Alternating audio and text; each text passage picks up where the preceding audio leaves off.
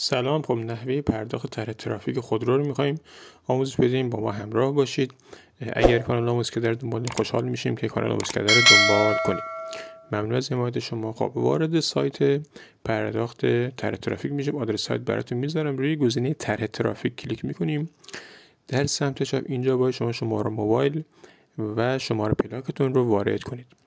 بعد اینکه وارد کردین روی گزینه استعلام پایینش کلیک میکنیم و اینجا نشون میده گزینه پرداخت ما میزنیم، استعلام میگیره، مبلغ بهتون نشون میده.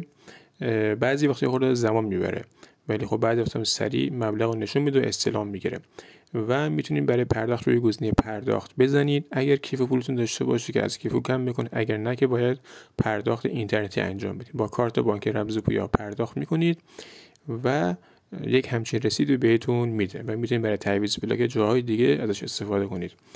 ممنون از همراهیتون با کانال آموزشکده.